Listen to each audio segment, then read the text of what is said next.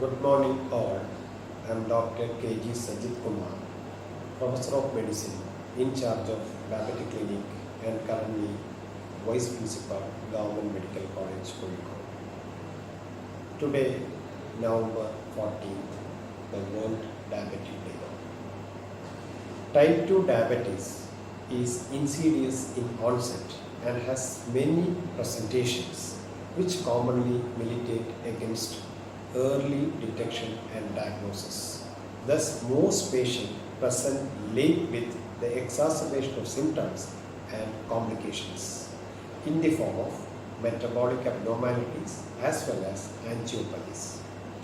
Microvascular complications include neuropathy, nephropathy, and retinopathy. Diabetic retinopathy and nephropathy are the commonest causes of blindness and chronic renal failure worldwide, respectively. Diabetic retinopathy is primarily classified as proliferative and non-proliferative retinopathies. Neuropathy is considered as the most common microvascular complications of type 2 diabetes mellitus. It can be classified as peripheral, autonomic, focal and proximal neuropathies.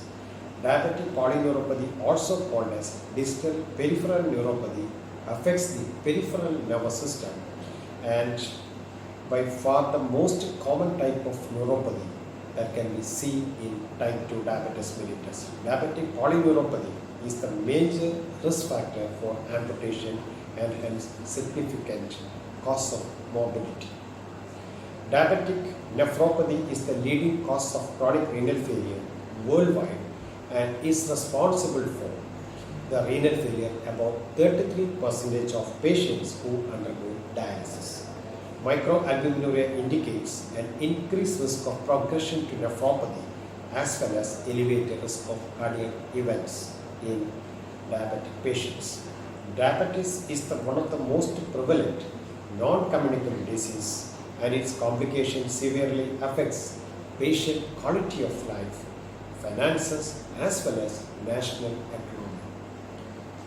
Insulin is an essential life-saving medicine in the treatment of diabetes mellitus, both type 1 as well as type 2 patients. Insulin remains essential life-saving to the patients globally in the treatment of diabetes mellitus. Low and middle income countries as well as the type 2 are available. Insulin remains inaccessible to the patients globally, particularly low and middle income countries owing to the poor availability, limited market competition and unaffordable prices.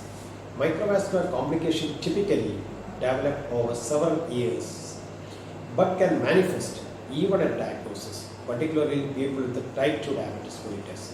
Diabetic microvascular complication can be controlled with tight glycemic control, control of blood pressure, control of dyslipidemia, and along with renal function monitoring, lifestyle changes including smoking cessation and low protein diet. Any symptoms of new visual impairment should be assessed with priority. Timely screening and specialist referral are the most important consideration in the management of vascular complications of diabetes mellitus. Thank you very much.